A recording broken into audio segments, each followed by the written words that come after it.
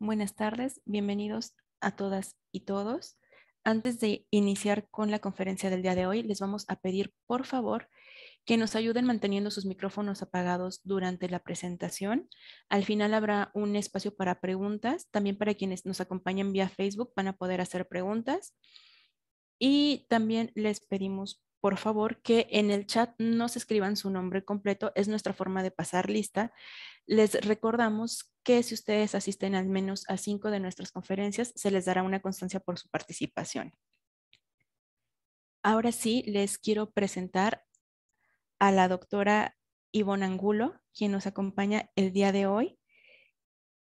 Ella es miembro del Instituto de Investigaciones Sociales de la UNAM, es investigadora de tiempo completo asociada C, maestra en demografía por el Colegio de la Frontera. Su área de investigación son actores y procesos sociales. Sus temas de investigación son marginalidad, redes sociales y políticas de bienestar, diseño muestral y análisis estadístico.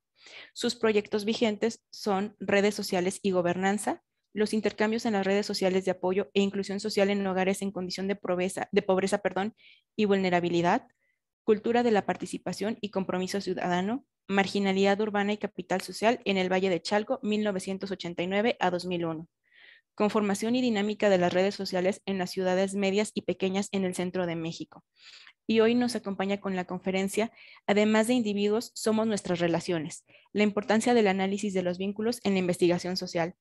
Doctora Ivonne, le agradecemos muchísimo por estar el día de hoy con nosotros y sin más que decir, le cedemos la palabra.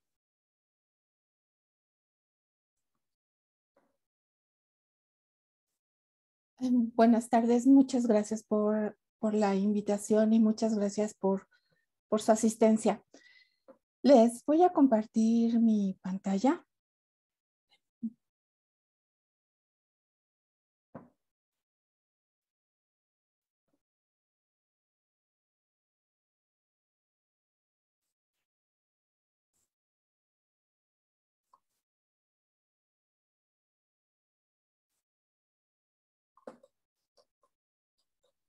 Ay, ya debí haber empezado.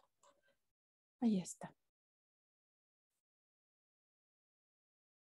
Bueno, yo les voy a platicar un poquito. No tenía como muy claro cómo quería conversar con ustedes, pero finalmente decidí presentarles algunos ejemplos de cómo cómo se han analizado las redes sociales y por qué son importantes el análisis de vínculo en muchas de las investigaciones que realizamos. En, voy a empezar. Voy a empezar haciendo referencia a la situación en la que estamos y eso de alguna manera suena un poquito complicado porque al estar inmersos en una situación de pandemia nos pone como un poquito más sensibles a este tipo de temas, pero creo que es importante verlo como una oportunidad de analizar de manera diferente algunas situaciones y algunos fenómenos sociales y cómo se dan. Una de las cosas que quiero ahorita hacer énfasis es que, como lo puse en el título de la plática, además de estas características individuales, además de individuo, nosotros vamos cargando un cúmulo de relaciones y de las características de las personas que tienen esas relaciones. El 11 de marzo de 2020, hace ya más de un año, la OMS declaró una situación de pandemia. Eso hace un año, 5 meses y 7 días. Es decir, hace más de 365 días en el que gran parte de la población nos encontramos en un estado de cuarentena. A principio de esta pandemia se hizo referencia a una serie de características que nos hacían más susceptibles al contagio, incluso a la muerte. Esas características denominadas comorbilidades, entre las que se encuentran la obesidad, diabetes, hipertensión, enfermedades, algunas inmunodeficiencias, cáncer, etcétera, nos hacían más susceptibles a contraer la enfermedad, a contraer el virus, pero cada una de ellas eran características individuales. Pero hubo una característica muy particular que al poco tiempo se tomó en cuenta y que fue una característica que más de la característica de la convivencia, que fue el contacto, la socialización, y que eso nos hacía, por lo tanto, más susceptibles al contagio. Se empezó a hablar de déjenme ver si puedo quitar esto, porque no lo veo bien. A ver, ahí está. De un denominado factor R, que es que quiero quitar este programa, no puedo, está bien. Entonces, ese indicador R que empezaron a decir y empezaron a mencionar, era un indicador que nos daba cuenta de a cuántas personas nosotros podíamos contagiar si a su vez nosotros nos contagiábamos. Entonces empezaron una serie de recomendaciones que nos hicieron mantener una sana distancia, nos mandaron a un confinamiento, nos mandaron a un distanciamiento social y nos dijeron que nos quedáramos en casa. Esta situación evidentemente tuvo consecuencias positivas, disminuyó el contagio, pero también algunas consecuencias que yo creo que nos queda mucho por analizar, pero que a corto plazo podemos ir viendo algunas consecuencias. ¿Cuáles fueron algunas de las consecuencias? Bueno, primero que ya no podíamos asistir a lugares en donde se generan o donde está la oportunidad de generar relaciones con nosotros, ¿no? Mantener una distancia de 2 metros, traer un cubrebocas, no estar en lugares muy concurridos, no ir a los lugares donde frecuentemente nos relacionamos con nuestras amistades, limitaba en mucho o limita mucho la generación de vínculos y el fortalecimiento de los vínculos que ya tenemos. Creo que eso nos va a quedar como un pendiente a analizar una vez que salgamos de este confinamiento, porque vale la pena preguntarnos cómo es que se van a estructurar o cómo se han ido estructurando o cómo hemos ido manteniendo nuestros vínculos sociales a la distancia. ¿Cómo hemos mantenido los vínculos con nuestras familiares cercanos? ¿Y qué pasó con los adultos mayores a los que al principio resguardamos y nadie quería ir a visitar? ¿Qué pasó con esos vínculos que nosotros teníamos? ¿No? ¿Y qué pasó con aquellos que potencialmente hubiéramos podido generar? Al quedarnos en casa, tenemos la posibilidad de seguir manteniéndonos en contacto con los demás.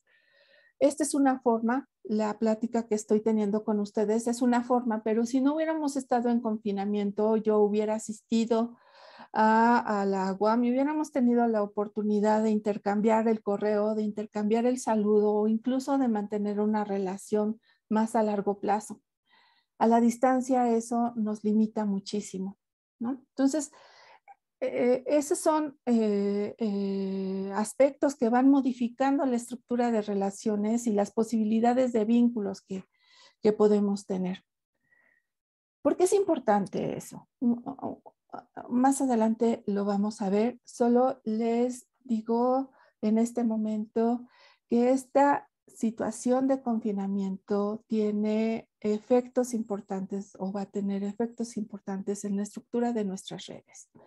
Y más adelante lo vamos a ir viendo un poquito más, ¿no?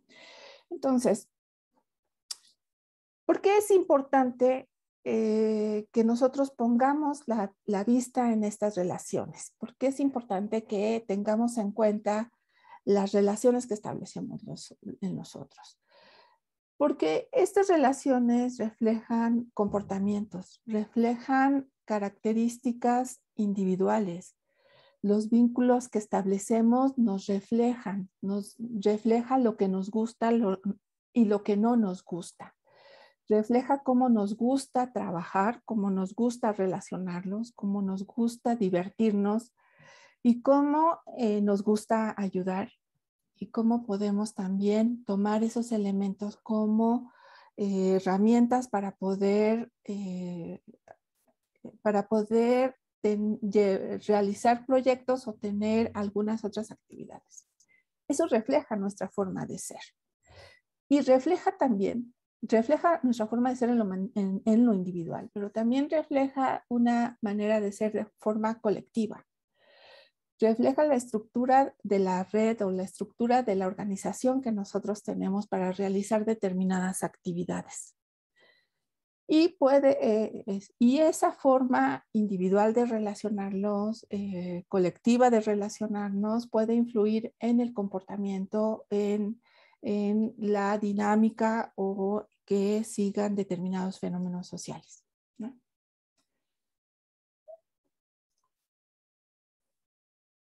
Esto no es algo, y seguramente ustedes han revisado muchas lecturas, han hecho lecturas de la forma en la que los vínculos nos ayudan, y seguramente alguno de ustedes tendrá en mente ese clásico que dice que estamos a 6 pasos de separación de cualquier persona, ¿no? Los 6 pasos, los famosos 6 pasos de separación. Eso lo que nos está diciendo es que el que nosotros formemos parte de una red significa que lo que le ocurre a las otras personas de la red, a los que conocemos, pero también a los que no conocemos, puede recorrer la red y afectarnos de manera individual. Nos afecta de manera colectiva, pero nos afecta también de manera individual. El ejemplo de la pandemia es muy claro. La salud de los demás es uno de los factores más determinantes de nuestra propia salud, ¿no? O sea, ahora es que todos volteamos a ver las redes y volteamos a ver con quién salimos y volteamos a ver nuestras relaciones y con quiénes nos estamos reuniendo.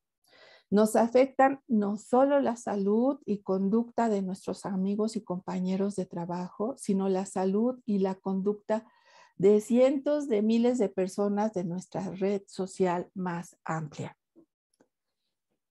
Si retomamos entonces estos 6 grados de separación en los que todos estamos conectados, ¿no? Tiene sus asegúnes esto de los 6 grados de separación, pero imaginemos que ahora con las redes digitales y demás, esos números de pasos que tenemos que dar para conocer a cualquier persona que está no en nuestro entorno, son realmente esos 6 pasos. Entonces, la dimensión que cobra la conducta de las personas que cercanas a nosotros, pero las que no están cercanas a nosotros, cobra un sentido o una fuerza más grande. Entonces, este es el ejemplo más claro de cómo nos están afectando el comportamiento de personas que incluso no visualizamos o no tenemos identificadas en nuestro entorno de red, ¿no? Generalmente nosotros pensamos que nuestras redes, o si a nosotros nos preguntan por nuestros vínculos o nuestros conocidos o nuestras redes de apoyo, generalmente son más pequeñas de lo que realmente, lo que mencionamos es más pequeño de lo que realmente es. Nuestras redes son muy, muy amplias, abarcan a los amigos de nuestros amigos y a los amigos de sus amigos, ¿no? Entonces, toda esa parte nos está afectando. Hay otra forma en la que la configuración de las redes nos afecta y nos hace susceptibles a lo que sucede en esas redes, es lo que se llama como grados de influencia. Y en hay algunos estudiosos que se han dedicado a ver qué tanto nos influye o hasta qué grado, hasta qué nivel de nuestra red recibimos estas influencias, ¿no? Entonces, hay algunos estudios en los que han encontrado que los comportamientos saludables y no saludables de amigos de nuestros amigos llegan a influenciarnos de manera que incluso llegamos a cambiar comportamientos, ¿no? Cuestiones de alimentación, cuestiones de salud, que realizan personas que no están vinculadas directamente con nosotros, nos llegan también esas actitudes o esos comportamientos que hacen, ¿no? Entonces, ese es como un grado de influencia. Y si ustedes lo pueden poner también en estos términos de la pandemia, imaginen que están rodeados de personas que no creen en la vacuna y que decidieron no vacunarse. Lo que piensen sus amigos va a influir en lo que ustedes piensen y va a influir en si deciden o no deciden vacunarse. Pero también lo que piensen los amigos de los amigos directos que ustedes tienen. Y a eso se hace referencia con los 3 grados de la influencia. Esto a mí me hace, de repente cuando uno se siente solo, si piensa en las redes, de verdad que uno se siente agobiado porque no está solo. Todos los comportamientos o el comportamiento de quien menos se imagina uno nos está afectando. Y hay otra parte que es una sincronización colectiva. No actuamos, aunque actuamos de manera individual, hay un momento en el que llegamos a una sincronización colectiva. Y eso es algo que también se estudia o que importa o que se encargue el análisis de redes. Y ustedes vean, por ejemplo, cuando empiezan a aplaudir en algún evento al que asistieron, al inicio esos aplausos se empiezan a escuchar como muy disparejos, digamos, pero llega un momento en el que suenan todos a un mismo tiempo. Incluso les pasa también a los corredores, todos empiezan a correr a su ritmo, pero llega un momento en el que todos van corriendo a un mismo paso. Les sucede también en comportamientos de animales, y ustedes lo pueden ver en las luciérnagas y lo pueden ver en estas parvadas de aves, en las que de repente todas se mueven hacia un lugar o hacia otro. Y eso nos hace pensar también en ciertos comportamientos que pueden ser muy afortunados, pero otros que no pueden ser como muy afortunados, ¿no? Esta sincronía que se puede generar en determinados momentos. Por eso es importante ver con quiénes nos relacionamos. Hay estudios que explican la conducta colectiva, que es algo que se puede analizar desde ese punto de vista, ¿no? La conducta colectiva del ser humano, estudiando las decisiones y los actos de manera individual. Hay otros que prescinden del individuo y se centran exclusivamente en los grupos que se forman en función de la raza, la clase social o la afiliación política. Grupos que tienen identidades colectivas que de alguna manera suponemos que mágicamente sus miembros actúan de la misma manera. Y entonces generamos grupos con características, con atributos similares y los analizamos como si su comportamiento fuera igual, ¿no? Todos. Lo que se consideran en las redes, el enfoque de las redes, el enfoque en los vínculos, lo que nos da es la oportunidad de ver este mundo de otra manera, porque se trata de individuos, se trata de grupos y se trata de ver cómo los primeros llegan a formar los segundos. No es que los grupos estén, sino estos grupos se forman a partir de decisiones y de comportamientos individuales, ¿no?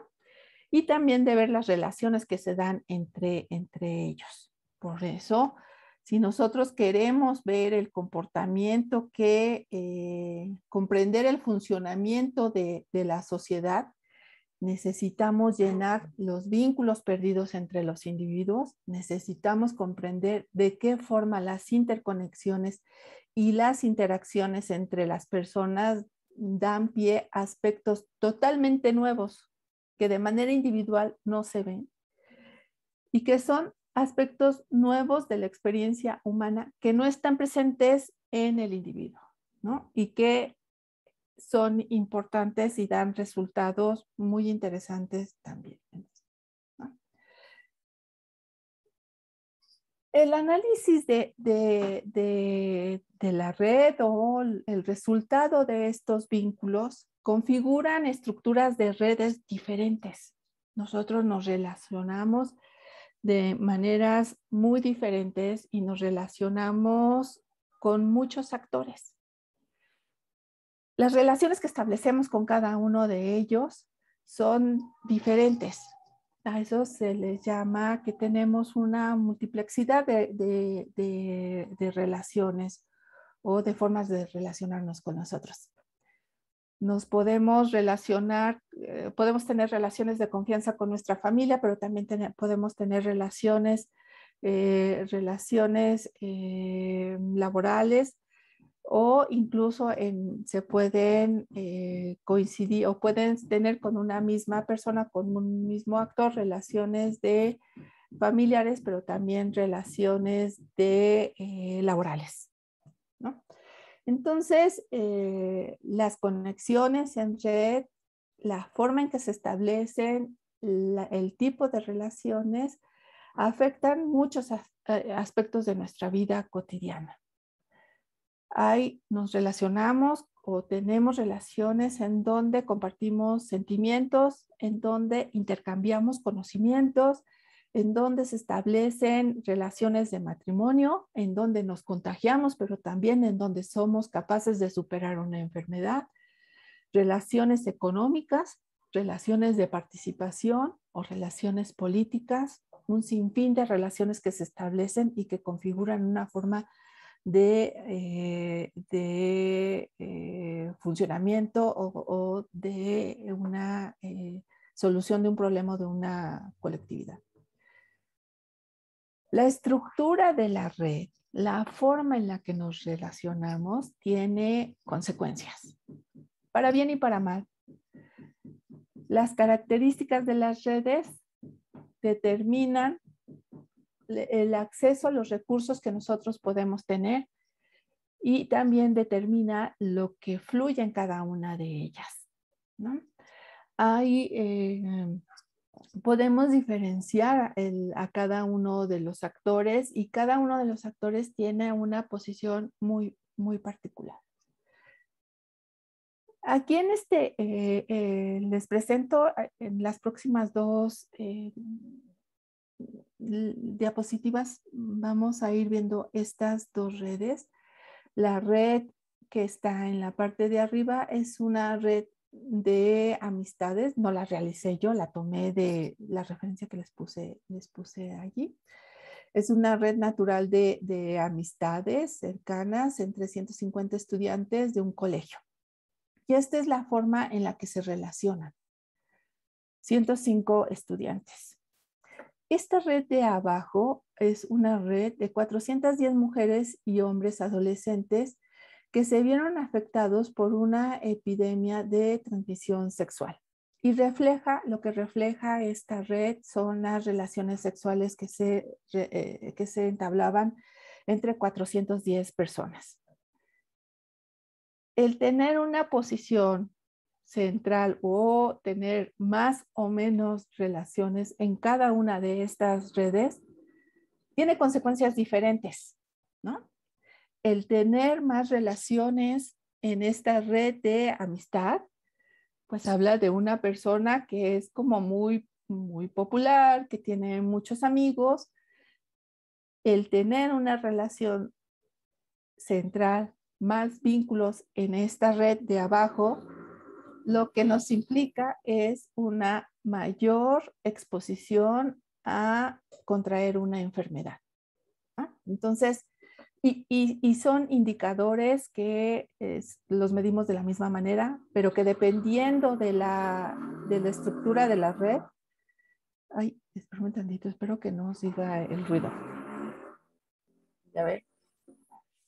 Pero que dependiendo de la estructura de la red, estos indicadores tienen consecuencias distintas para cada uno de los actores, ¿no? Entonces, vamos viéndola un poquito con calma. Dejen bajo este. No sé cómo hacerlo chiquito. A ver si puedo. No, pero bueno, ahí lo dejo. Bueno, tenemos unas medidas que nos pueden ayudar a entender estos comportamientos en la red.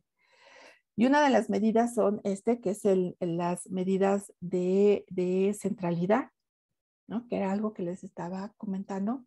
El grado de centralidad, el grado de cercanía, el grado de intermediación y el grado de centralidad visto en términos de no solo los... Ay, no. Espérenme tantito. Espérenme tantito.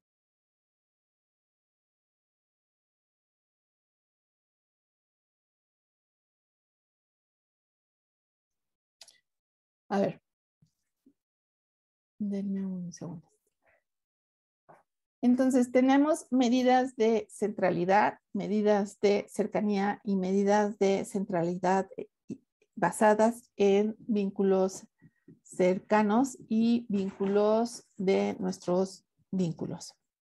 Entonces, los grados de centralidad lo que nos dicen es quiénes son los que están más conectados. ¿Quiénes de los que estamos, quiénes de los que están en la red son los que tienen una mayor cantidad de vínculos?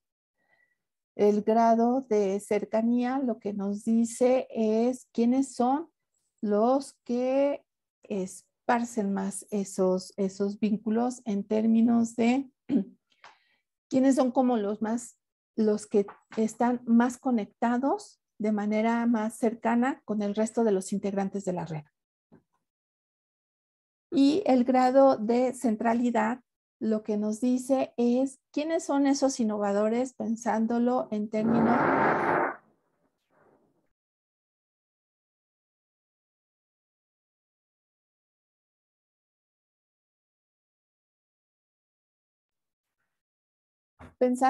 términos de quién está vinculado con actores que son de actores más centrales de la red, ¿no? Entonces, a eso se refieren cada uno de estos.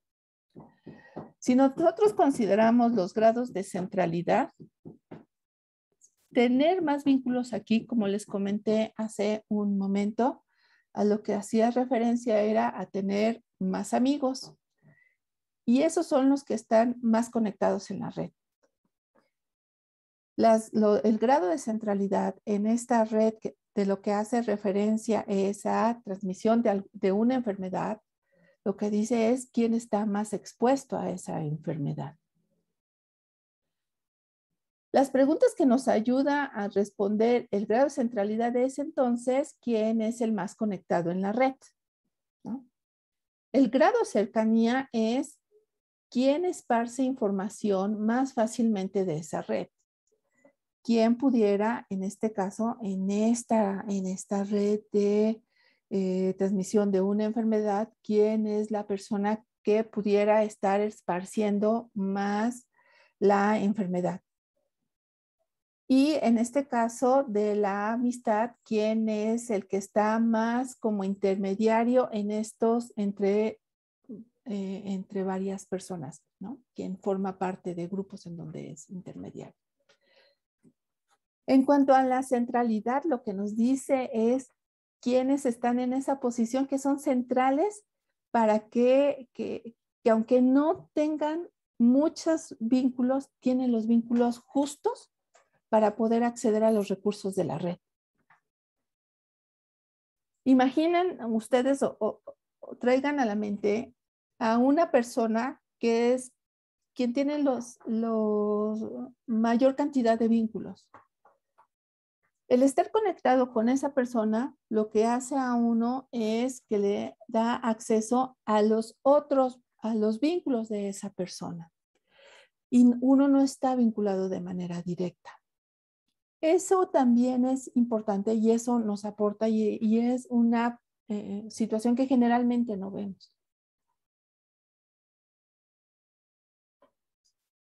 Otra de los aspectos que podemos considerar son las medidas, son los indicadores de la red en su conjunto, ¿no? En este caso, los grados de centralidad, cercanía, intermediación y centralidad de acuerdo con el Eigen-Valor, lo que nos habla son de las posiciones que ocupan cada uno de los actores en la red. Pero las redes en conjunto también tienen algunas características que pueden ser analizadas. Podemos analizar el tamaño de la red, la densidad de la red, el núcleo de la red, la periferia y algunas agrupaciones particulares como son los cliques. El tamaño de la red nos habla de qué tanto la red pudiera ser lo suficientemente grande para contener actores que son importantes, pero también para permitir que haya cierta cohesión, ¿no? Es decir, qué tanto el tamaño de esta red, el número de actores y conexiones en la red pueden facilitar o obstaculizar la acción o el trabajo en conjunto. La densidad nos habla de cuántas relaciones existen en función de las que potencialmente pudieran existir, ¿no? En este caso, si hablamos de densidad, esta es una red más densa, existen más vínculos que en este caso. Esta es una red menos densa. El indicador de densidad, una red más o menos densa, nos puede decir cuántas personas o actores están participando o actuando en un mismo espacio y cómo se están vinculando, ¿no? Cómo están participando, cómo se están comunicando, qué tanto está fluyendo la información, qué tanto están fluyendo los recursos, qué tanto se están contagiando. A eso, eso puede ser un indicador del comportamiento de los flujos de información o comportamientos en la red, ¿no? Nos ayuda también, o es importante también, podemos identificar el núcleo de actores centrales en esa red. Por ejemplo, en esta de la derecha podemos ver este cúmulo de nodos que están estrechamente relacionados. En este caso se pueden identificar algunos en la de abajo, algunos que son un poquito más pequeños, pero que están muy vinculados. Y esto lo que nos puede ayudar en algunos casos a responder si hay un grupo de actores que están utilizando su posición para acceder a recursos en la red o que algún grupo de actores esté más expuesto a contraer alguna enfermedad o a tener información, ¿no? O en dónde podemos hacer llegar información que pudiera tener un impacto importante. Así como es importante que nosotros analicemos este cúmulo de actores, este grupito de actores, también es importante que analicemos, o también se puede analizar, los actores que están en la periferia, ¿no? Que son en este caso estos actores que están aquí, que son los que tienen menos contacto con el resto de los actores, ¿no? Que tienen menos vínculos. Y nuevamente, tener menos vínculos, estar en la periferia, tiene consecuencias distintas en una red de amistad que en una red de transmisión de alguna enfermedad. La identificación de cliques que nos habla de la posibilidad o nos puede hablar de la posibilidad de la existencia de múltiples comunidades pequeñas en la red, ¿no? Entonces nos habla de que puede haber agrupamientos de actores que puedan hacer que funcione alguna acción en particular, que impulsen algún programa en particular, o no hay los suficientes conglomerados o agrupaciones en la red, y entonces habrá que pasar a otra etapa y que es la gestión de redes. Una vez que uno conoce cómo es la red, cómo se comporta la red, puede dar ese paso, que es lo que les acabo de mencionar, que es la gestión de redes.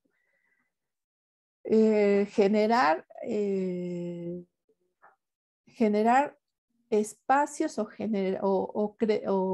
crear acciones que puedan generar vínculos para que se haga una red más cohesionada en donde pueda haber más difusión de información o desaparecer vínculos o nodos que puedan estar afectando la propagación o la dispersión de una enfermedad, ¿no? Pero una vez que uno conoce cómo es la estructura de la red, una vez que uno conoce quién es el que tiene una mayor centralidad, quiénes están más cercanos, todo esto es una descripción de cómo nos estamos relacionando, cómo se está relacionando un grupo de individuos, un grupo de actores que no necesariamente son personas, sino que pueden ser organizaciones, pueden ser individuos, pueden ser un grupo de actores o pueden ser proyectos o pueden ser cualquier cosa que a ustedes se les pueda ocurrir. Y otro de los aspectos, una vez que vemos qué estructura tiene la red, puede también interesarnos hablar de quiénes son o qué atributos tienen los que están en la red. Y entonces también podemos ver si hay una diversidad en la red. Aquí todos están oscuros, ¿no? Pero la idea es que además de las relaciones podemos estar interesados o nos puede servir analizar los atributos de las redes. Por ejemplo, este cúmulo de este chiquito que está por aquí abajo, estos son personas con características similares o realmente son personas diferentes. Entonces, estamos hablando de si existe por ejemplo, una diversidad de voces que puedan impulsar un proyecto, que puedan hacer una propuesta de agenda, que puedan aportar o tenemos un grupo de personas que se están relacionando muy estrechamente, pero que todas comparten características similares. Y eso lo que nos lleva es a un concepto que se denomina homofilia. Y ahorita lo vamos a ver porque tiene consecuencias muy importantes. También podemos ver si las redes nos da información también de la posibilidad de comunicación con nuevos grupos, ¿no? O sea, es una red que está aislada, muy vinculada, muy cohesionada, con una densidad muy alta, con actores muy importantes, pero a ver, esa red tiene la posibilidad de diseminación, tiene la posibilidad de compartir. Están las discusiones actuales llegando a nuevas comunidades. Eso también lo podemos ver. Y cada uno de estos indicadores nos da información del comportamiento que tenemos de manera individual y que se ve reflejado en una estructura de redes total o global, ¿no? A partir de esta diversidad, si nosotros logramos encontrar que resulta que tenemos atributos similares y en las redes se encuentran atributos similares, entonces estamos hablando de una característica que se denomina homofilia. Las personas con los mismos valores y actitudes tienden a asociarse unas con otras. Y eso es muy interesante y tiene consecuencias o puede tener consecuencias también muy interesantes. Las imágenes que les puse aquí son, por ejemplo, la de la derecha. Arriba a la derecha son de usuarios de Twitter y son cómo están intercambiando Twitter y quiénes responden y quiénes retuitean y quiénes están interactuando. Y con algunas características o atributos, lo que lograron identificar era que existen comunidades de tuiteros con características similares y que se están retuitando y se están reforzando, ¿no? Que esa es una consecuencia de la homofilia. Cuando hay esta homofilia en donde se generan las discusiones, en donde todos somos muy parecidos, en donde nos relacionamos con personas muy parecidas, pues se dan discusiones en donde todas refuerzan lo que piensan, el aporte es muy poquito. Esta es otra, la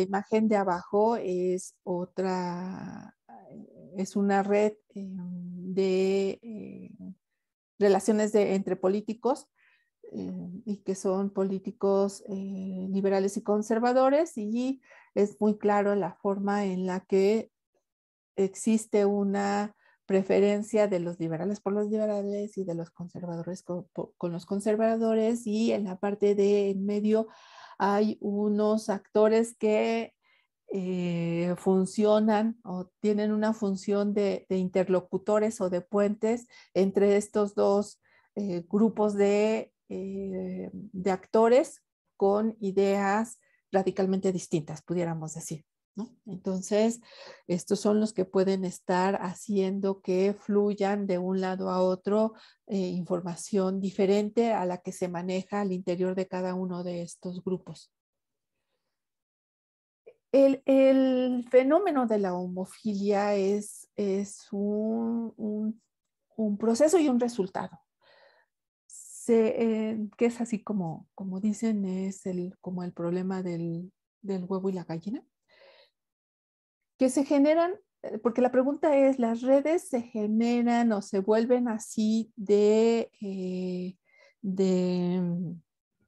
diferentes o de agrupadas o con estos grupos tan diferentes, porque cada uno de ellos se va agregando a esos grupos con los que se siente identificados, o porque están en esos grupos se vuelven más parecidos a ellos, ¿no? Y es algo que también se está estudiando, y esa es una de las formas en las que se analiza cómo se estructuran los grupos. Los grupos se estructuran por homofilia, es decir, porque comparten características muy similares. Pueden ser características de forma de ser o características de gustos o de preferencias, ¿no? Entonces uno está en una red porque le gusta lo que hacen los que están en la red, o ya hace lo que le gusta porque está en esa red. Entonces es algo como muy complejo y es algo que también se puede analizar. Y en algo que siempre dicen en la homofilia y que responde a este concepto es cuando dicen Dios los crea y ellos se juntan, ¿no? Entonces, así funciona esta formación de redes de homofilia. Las redes sociales basadas en la homofilia, como estas que les estoy mencionando, no es necesariamente algo bueno. Las redes sociales basadas en la homofilia pueden ser radicalmente injustas y pueden dificultar la superación de la segregación y, por ejemplo, los prejuicios raciales, ¿no? La superación en algunas ocasiones cuando se tiene este tipo de redes puede ser muy difícil porque de repente no se está permitido el ser diferente, ¿no? Pueden ser tan fuertes los vínculos que se tienen que la diferencia en estas redes puede ser coartada y se puede generar una alta polarización. Otro asunto que a mí me pareció muy, muy interesante y que se los comento es la búsqueda de apoyo, de con quién hablar. No es la búsqueda del apoyo económico, sino es únicamente alguien con quien hablar. Este es un estudio que hizo Mario Small en 2017 y a mí me pareció muy, muy interesante porque va en contrasentido de muchas de las cosas que se han encontrado en el análisis de redes o de lo que uno mismo pudiera pensar aún sin haber hecho un análisis de redes. Generalmente lo que se dice es que cuando uno busca apoyo emocional o cuando uno busca con quién compartir algo que nos está preocupando o que nos tiene muy angustiados, lo que solemos hacer, porque eso es lo que decimos que hacemos, es recurrir a los más cercanos. Recurrir a nuestros familiares, a nuestros amigos, ¿no? A nuestros vínculos fuertes, a eso que Granovetter llamó los vínculos fuertes, con los que convivimos frecuentemente, más frecuentemente, con los que compartimos características. Entonces nosotros cuando nos preguntan con quién te apoyas cuando tienes algún problema o una preocupación muy fuerte, lo que decimos es esos vínculos fuertes con el familiar. Lo que hizo Mario Small fue encontrar que, que las personas generalmente cuando tienen, o muchas personas, digamos no generalmente, muchas personas cuando tienen preocupaciones, no acuden a esos lazos fuertes. Las personas lo que hacen, y por eso es que son, a raíz de eso es que son, son las pláticas que tenemos, pláticas con personas que poco frecuentamos, pláticas que podemos tener con aquel que hemos cruzado eventualmente un saludo y de repente nos encontramos en la calle y terminamos platicándole nuestra máxima preocupación. Y él es lo que encuentra. Y entonces lo que encuentra es que en lugar de depender constantemente de lazos fuertes, las personas a menudo se esfuerzan por evitar a sus amigos y familiares cercanos porque estos están demasiado cargados de expectativas ante esa persona, ¿no? Entonces uno no puede platicarle a alguien cercano que se siente que no va a lograr algo, que se siente angustiado porque va a perder el trabajo, que se siente angustiado porque cree que va a contraer alguna enfermedad. Eso no lo platican, que es algo que le encontró. Eso no lo platica uno con los cercanos porque hay un temor a ser juzgado, hay un temor porque también se preocupen. Lo que él encontró es que las personas a menudo confían en los lazos débiles, esos que están más alejados, esos con los que convivimos poco y que a veces son muy diferentes a nosotros, pero que no van a tener como tanta esa empatía. Y lo que dice es que ya que su miedo a que su confianza se pierda, la confianza a contarles esta situación tan complicada, se va superada por su necesidad de alguien que comprenda, y es lo que están buscando. Y de hecho, las personas pueden sorprenderse confiando en desconocidos, que es lo que les comento incluso en extraños inesperadamente, que sin mucha reflexión sobre una consecuencia. Entonces uno de repente se sorprende platicando en la calle, en el metro o donde sea, o con el compañero de trabajo que apenas y ha cruzado alguna palabra, ¿no? Entonces, él lo que hizo que le resultara algo diferente fue la forma en la que hizo su pregunta, la forma en la que generó esos vínculos. Cuando nosotros preguntamos a quién acude cuando usted tiene una preocupación muy fuerte, pues a quien le preguntamos empieza a decir sus familiares cercanos, pero lo que él hizo fue con quién fue la última, preguntar con quién fue la última persona a la que le platicó de una situación difícil. Y allí fueron cuando salieron estos resultados, ¿no? Entonces, esto no es algo nuevo, como les digo, pero Mario Small le dio la vuelta. Muchos habían encontrado que se identificaban redes construidas con parientes, con amigos cercanos que daban este soporte emocional y a las cuales se acudía. Pero esta nueva forma de preguntar abre otra forma de ver esta estas problemáticas, ¿no? Les platico también, ahorita que veo que ya me pasé, les platico también cómo puede ser utilizado el análisis de redes en un contexto de gestión, ¿no? Entonces, más allá del comportamiento con nuestras amistades o con nuestros vecinos o nuestros familiares, el análisis de redes nos puede llevar a hacer análisis, por ejemplo, de cómo introducir una innovación, cómo cómo aprovechar las redes para hacer difusión de información, ¿no? Entonces, en este ámbito de los contextos de gestión, importan las relaciones o vínculos desde el punto de vista cuantitativo. Igual hacemos análisis de centralización o cualitativo, vemos indicadores de difusión o estructuración, que son como les estaba mencionando. ¿Qué podemos responder en esto? Interrogantes que se pueden responder con el análisis de los vínculos sociales y las herramientas del análisis de redes sociales.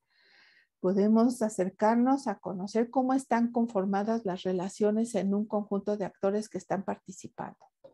¿Por qué las relaciones están de esa manera? Y cómo puede influirse para mejorar el desempeño de esa red en particular. En con esta vertiente del análisis del contexto de gestión, pueden evaluarse desempeños individuales a la luz de sus relaciones. Puede estimarse el impacto de las relaciones de un actor en el desempeño de los individuos. Se pueden hacer mediante redes, es posible analizar el desempeño de empresas, dependencias públicas, organizaciones y demás actores o grupos de actores, ¿no? En por ejemplo, ¿cuál es la estructura de una red? En esta red se ve cómo participan instituciones del gobierno, proveedores, productores, compradores. Si hacemos un análisis de redes, podemos conocer, además de la estructura o nodos considerados como de prestigio, popularidad o buscadores de información en la red. Podemos saber de quién se informa de las novedades en la forma en la que produce, por ejemplo, dirigiéndonos a los productores. Podemos identificar actores con mayor prestigio y buscadores de información, ¿no? Entonces, esto nos habla de una forma de abordar problemas de difusión de información, ¿no? Podemos ver si algún grupo de actores o están organizados o están vinculados de esta manera. O sea, hay un actor que está de intermediario con el resto de actores, o tenemos una red de este tipo. Como les había mencionado hace un momento, las consecuencias de una forma de estructurar, de que se estructura la red y otra, tiene consecuencias distintas. Y en problemas de transferencia de tecnología, es muy, muy evidente lo que puede suceder en cada uno de ellos, ¿no? Entonces, creo que les hablo de... es que creo que más bien yo dejaría hasta aquí, y si tienen preguntas, puedo abordar de manera más específica en algo que a ustedes les interese un poquitito más. Si les parece, Guadalupe. Sí, perfecto. Muchas gracias, doctora. Si alguien tiene alguna pregunta, nos la puede escribir por chat, o en la parte de abajo de Zoom, ustedes tienen una opción que dice reacciones. Ahí, por favor, pueden levantar la mano para que podamos llevar esta parte de las preguntas con orden. Mientras tanto, mientras ustedes nos escriben sus preguntas, les invitamos a participar en nuestra Mm. conferencia de la siguiente semana, Medios y nuevas tecnologías para la inclusión social, aportes desde la experiencia de radio abierta, que será impartida por la doctora Sara Makowski-Munich. Tenemos la primera pregunta. Priscila escribe, ¿cómo se podrían llevar a cabo este tipo de análisis de relaciones en medios digitales? ¿Es posible? Sí, de hecho están haciendo mucho análisis de redes sociales en medios digitales. Y lo que están haciendo, lo que están utilizando, bueno, depende qué es lo que tú quieras analizar. Puedes hacer el análisis, bueno, como les mostré allí una red de intercambios de Twitter, ¿no? En donde lo que bajan son a ciertos actores y cómo se están haciendo los intercambios de Twitter. Pueden hacer análisis de palabras, de lo que se están mencionando en Twitter, qué palabras se están analizando con qué otras palabras.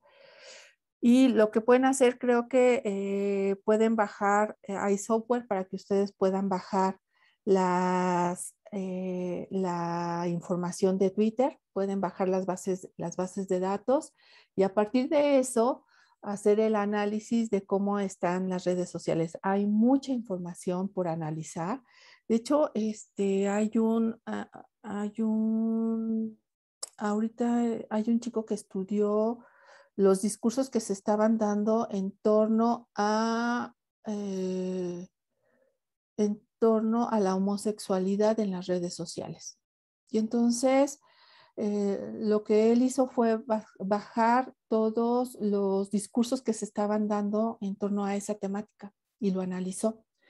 Entonces, los indicadores que utilizan para hacer el análisis de redes son estos mismos que yo les dije, pero en redes más grandes, ¿no? Son redes muchísimo más grandes y necesitan este equipo para poder bajar esa información. ¿Cuál es una de las restricciones que yo le veo al análisis de redes digitales, por ejemplo? Que es que no sabemos o no conocemos las características de los que están hablando. O sea, no, en Twitter o en Facebook o en algunas de esas plataformas les preguntan algunas características básicas, ¿no? Pero depende de uno, si dice tengo 15 años, igual y yo me pongo de 15 años y empiezo a interactuar y quien baje la información me va a tomar como alguien de 15 años. También está la ubicación, que puede ser muy interesante analizar en dónde salen los discursos o en dónde se está tuiteando eh, determinada información, ¿no? En dónde empezó a hablarse de algún tema en particular, ¿no? Pero también la ubicación la pueden declarar o no la pueden declarar. Entonces hay que tener mucho cuidado. Hay muchas cosas muy interesantes que sí se pueden hacer con análisis de redes. Ahorita no tengo hay un Nodex, creo que síganlo en Twitter, pueden seguir Nodex, creo el X, que son ellos, incluso hay un software libre para bajar información y para analizar información de Twitter. Desde Facebook nos escribe Josué. ¿Es posible estimar el impacto de una intervención realizada con el propósito de disminuir la segregación e ideas preconcebidas? Sí, la evaluación de impactos es muy compleja, porque cuando uno hace o quiere hacer evaluación de impactos, lo que tú necesitas es saber cómo estaba y después evaluar cómo quedó, ¿no? Y a partir de eso, entonces tú ves si alguna medida, que es esto que les estaba comentando sobre gestión de redes, ¿no? Por ejemplo, actividades, el manejo de redes, no sé. Es posible y se ha hecho, ¿no? Que en comunidades que están, una vez que detectas o que tienes la estructura de la red y te das cuenta que hay tipo de separación, ¿no? Entonces, puedes hacer algunas actividades o puedes tener algunos programas pensando algo más amplio algunos programas que fomenten la integración. Y después de que haces tus programas, vuelves a medir la red. Y entonces ves si tu red inicial tuvo cambios, tiene una estructura diferente una vez que tú implementaste ese programa. Eso es puede ser muy útil, por ejemplo, que es una de las inquietudes que a mí me surgieron ahora, por eso traigo tanto lo de la pandemia, porque a mí una de las preocupaciones que me generó es, por ejemplo, ahora los niños, ¿cómo van a regresar a la escuela? ¿No? ¿Cómo van a quedar las redes? Las nuestras, las propias.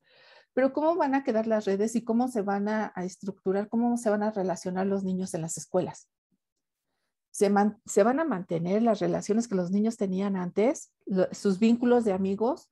¿O durante la pandemia fueron capaces de generar nuevos vínculos y esos vínculos quizá tengan algún componente de homofilia, ¿no? Es decir, mantuvieron sus vínculos con los que son más parecidos entre sí. Cuando regresen a la escuela, ¿qué va a pasar? ¿Tendremos ese cúmulo de niños vinculados entre iguales? Si es así, entonces tendrías que medir, no estoy diciendo que sea la pregunta específica, más bien, tendríamos que medir cómo está la red de esos niños en este momento, si están hay muchos clústeres o muchos conglomerados basados en homofilia, entonces se tendrán que hacer programas o acciones para que se logre una mayor diversidad entre los grupos que se están configurando. Una vez que se haga eso, entonces vuelves a medir la red. Si no hubo algo adicional, entonces podremos medir si hubo impacto o no de alguna de las acciones que se hizo, ¿no? Siempre teniendo cuidado con que realmente sea por eso y no por otra acción que se haya hecho, ¿no? Carlos Contreras escribe: Buenas tardes, muchas felicitaciones, doctor Angulo. Muy bien planteada su charla. Me gustaría escucharle discutir sobre las intervenciones sociales basadas en el ARS, siguiendo a Tom Valente, de la USC. Muy amable. No lo conozco, pero sí en las intervenciones que se hacen basadas en el análisis de redes sociales, que es como les estaba comentando, creo yo, y si no, me escribes y me dices, ¿no? Eh, Otra de las cosas que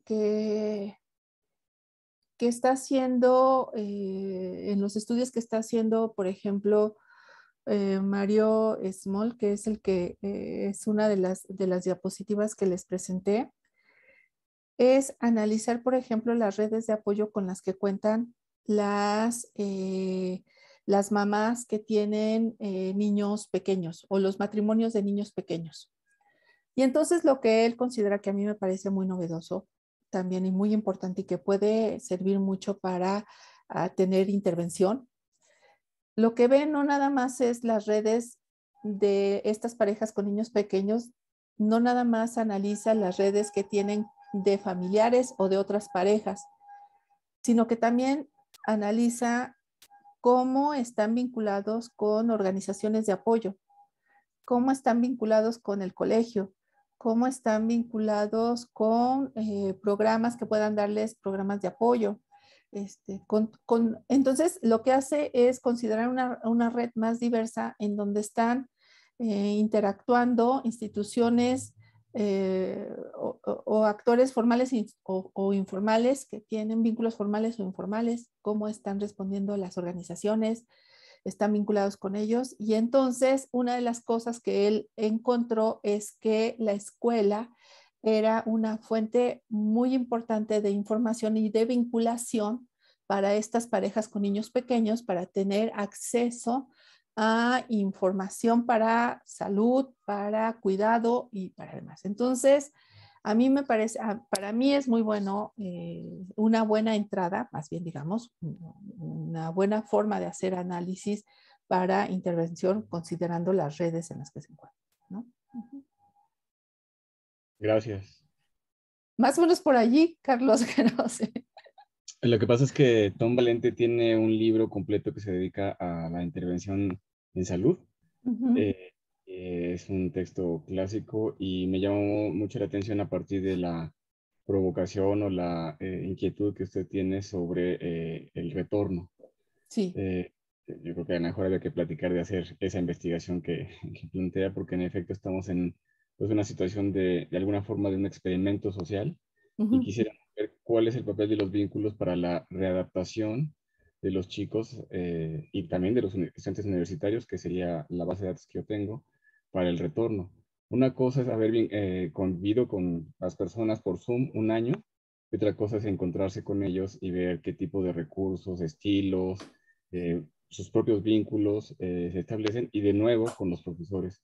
Entonces hay una beta muy importante para investigar con base en este tipo de mediciones previas y posteriores, como lo estaba usted dibujando en el diseño, pero quizá hay que recuperar conceptos de Valente, específicamente lo que tiene que ver con la coevolución, la Mm. coevolución de rasgos y estructura.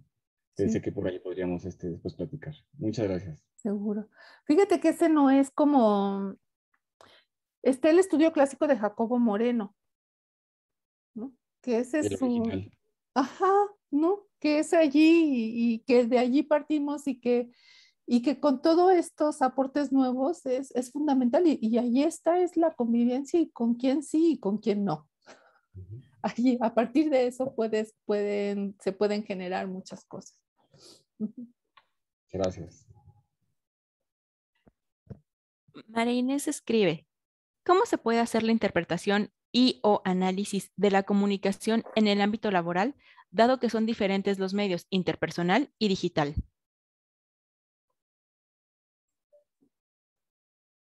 En el ámbito, hay una cosa que hay que tener clara. Cuando hablamos cuando hablamos de espacios, por ejemplo, que dice el espacio laboral, en el espacio laboral se dan una multiplicidad de relaciones. ¿A qué relaciones nos estamos refiriendo? ¿No? ¿Qué es lo que queremos analizar? Porque, como les comentaba hace ratito, bueno, y hay también otro estudio en el que o muchas de las empresas lo que hacen es analizar cómo se están relacionando y de repente ponen como jefe o como coordinador a la persona que tiene las mayores habilidades dependiendo de lo que están haciendo, ¿no? Por ejemplo, para organizar equipos o para habilidades tecnológicas o habilidades de lo que se esté haciendo allí, ¿no? Mayor conocimiento. Pero si lo que quieren es analizar o ver qué tanto pudiera organizar organizar a las personas y que esta organización sea más con base en confianza, en la confianza, entonces estamos analizando otro tipo de vínculos. Por eso es importante que primero se identifique qué tipo de relación es la que se desea analizar, ¿no? O sea, es una relación laboral en cuanto a funcionamiento de un proyecto en particular o es algo muy en términos de ambiente, ¿no? Que haya un ambiente cordial o en donde puedan colaborar todos o solo quieren que salgan las cosas. Entonces, creo que allí habría que ver si lo que quieren es ver cómo se están comunicando las cosas, también tienen que ver qué es lo que quieren comunicar, ¿no? O sea, hay que ver cuál es el vínculo que queremos analizar porque a partir de eso se va a generar la red. Los indicadores que se analizan pueden ser los mismos, ¿no? Desde Facebook nos escribe Ale Carvajal. Buenas tardes. Quisiera saber si nos puede proporcionar un libro o artículo sobre modelos de redes sociales en situaciones de virtualidad. Mm, se los envío. A ver, en situaciones de virtualidad, Es que no entiendo como muy bien a qué se refieren como en situaciones de virtualidad. ¿Quieren hacer análisis de redes sociales, análisis de redes digitales? Hay mucha bibliografía. ¿Quieren hacer o qué es lo que quieren hacer? ¿No? Si quieren hacer eso, les mando una referencia. Ahorita no la tengo aquí a la mano, pero sí se las puedo compartir. Nos escribe Marilu. Muchas gracias, doctora, por la conferencia. Tengo algunas preguntas. A través de este tipo de estudios, ¿podríamos saber qué hace que una red económica permanezca a través del tiempo? ¿Podría recomendar bibliografía? Muchas gracias de antemano.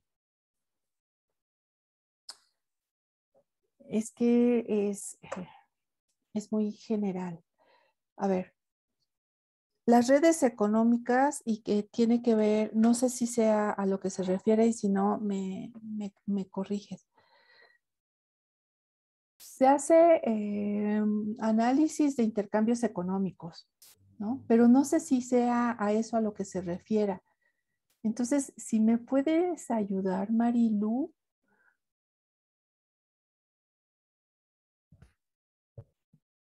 Marilu, si gustas, puedes prender tu micrófono para que escuchemos.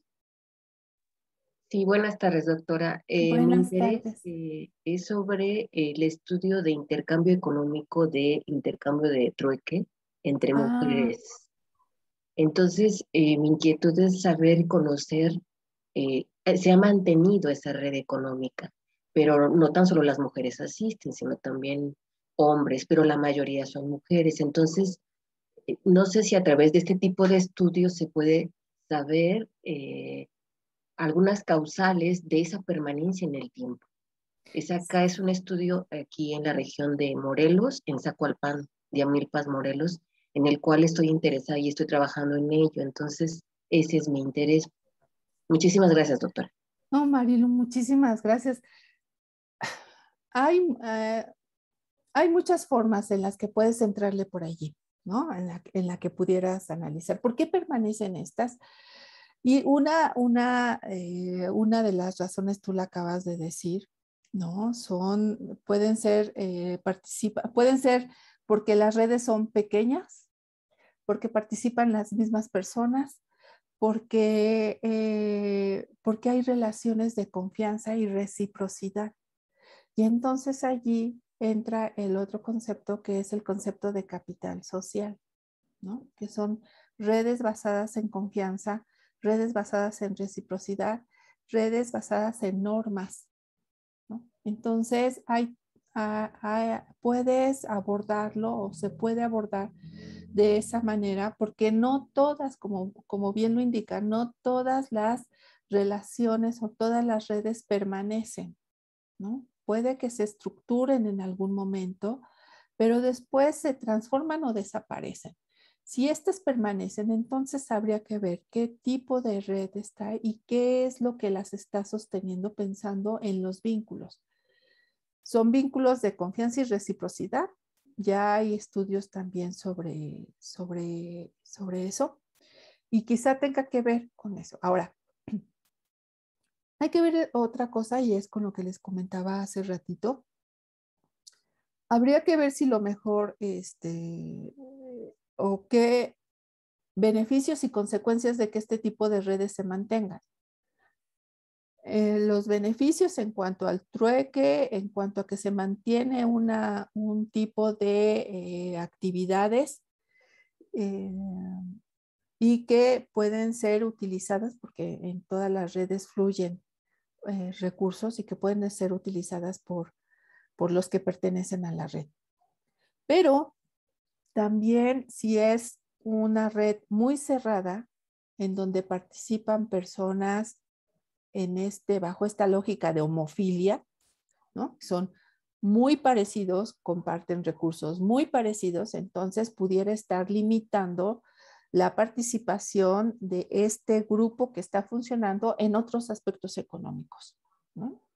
Entonces, se puede hacer, puede funcionar muy bien y ya hay algunos abordajes que se han hecho, pero las razones o por donde puede puede ir es la forma, las características y bajo qué esquema se estructuró esa red.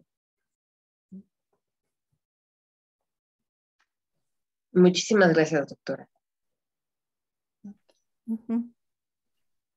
Erika nos escribe, así como Larisa de Lomitz plantea en su texto de cómo sobreviven marginados, ¿qué piensa de la articulación de redes para sobrevivencia en la periferia?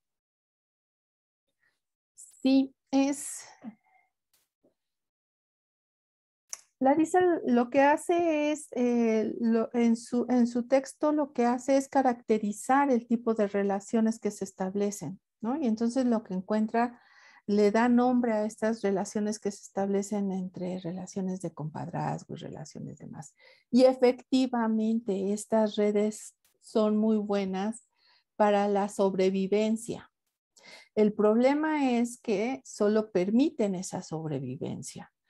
¿Y por qué se da? Porque son redes que se articulan, redes de apoyo, que se articulan entre personas que comparten recursos similares y que lo que está circulando en esas redes y que se están compartiendo son recursos escasos, ¿no? Que les permiten la sobrevivencia.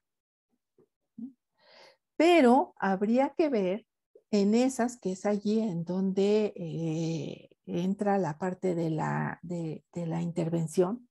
Uno ya sabe que pueden funcionar y que pueden sobrevivir. Se podría hacer, entonces lo que sigue, creo yo, es a partir de esas redes que tienen, se podrían utilizar para que se tengan resultados más allá de la sobrevivencia, ¿no? Que pueda mejorar la situación de estas personas. Ella fue, bueno, la pionera en este tipo de análisis, ¿no? Y otra cosa que también salió no de manera así como explícita, lo que ella sí dijo es, en este barrio en particular sucede esta dinámica, ¿no? Y se intercambian recursos y van para allá.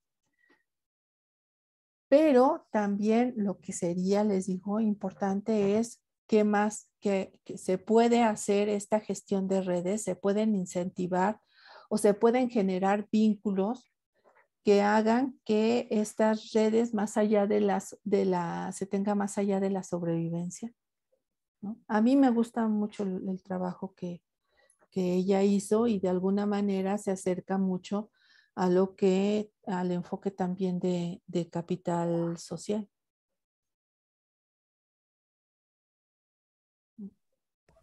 Muchas gracias. Desde Facebook ya nos llegó ampliando a la pregunta de hace rato que decía, quisiera saber si nos puede proporcionar un libro o artículo sobre modelos de redes sociales en situaciones de virtualidad.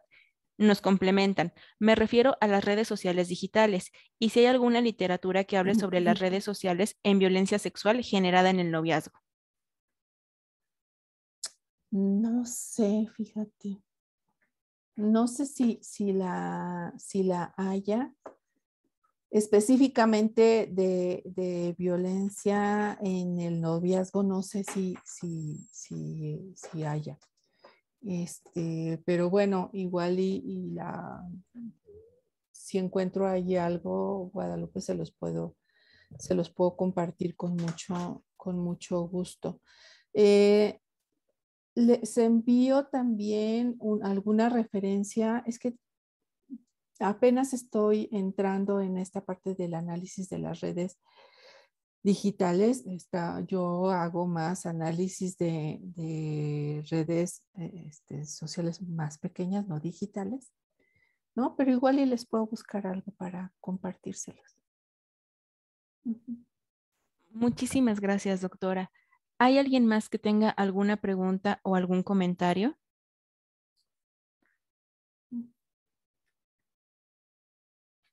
Les recuerdo la invitación a la conferencia de la siguiente semana, Medios y nuevas tecnologías para la inclusión social, aportes desde la experiencia de Radio Abierta, impartida por la doctora Sara Makowski.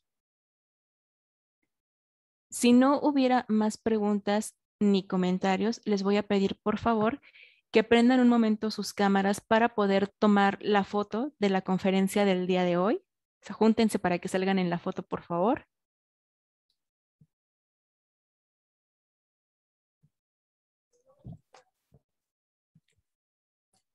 Estimada doctora Ivonne, muchísimas gracias por tu tiempo, por tus conocimientos, por apoyarnos con esta parte de analizar las redes económicas, políticas, sociales, sexuales, de todo tipo. Entonces, creo que ha sido muy interesante. Deja abierta la discusión para más cosas, para más elementos. Entonces, y también agradecerle a cada uno de ustedes, por sus preguntas, comentarios. Seguramente algunos también se quedaron con muchas dudas que no quisieron plantear, no pudieron plantear. No se preocupen, hay oportunidad en algún otro momento. Tenemos todo un ciclo para seguir participando, comentando. Cualquier momento planteen su pregunta, les agradecemos y vamos a tomarnos la foto. Entonces, a ver, nos ponemos todos bien bonitos para esta foto. Sonrían, 1, 2. Muy bien, va una segunda foto, chicos, chicas, por favor. La subiremos a nuestro perfil de Facebook, se la enviaremos a la doctora. Muchísimas gracias. Muchísimas gracias, doctora Ivonne, por compartirnos su tiempo y compartirnos su conocimiento. Esperamos contar con su presencia en futuros ciclos de conferencias. Muchísimas gracias. Muchas gracias a ustedes. Ahí tienen mi correo, cualquier cosa, información que necesiten o que les comparta, con mucho gusto. Esto es muy amplio y muy apasionante. Así es que cualquiera que quiera entrar a esta ramita, será muy bueno. Gracias, Josué. Muchas gracias, Guadalupe. Abrazos a la distancia para cada uno de ustedes. Por favor, a seguir cuidándonos. Muchas gracias por acompañarnos el día de hoy. Nos vemos la siguiente semana. Que tengan una buena tarde todos y todas. Hasta luego.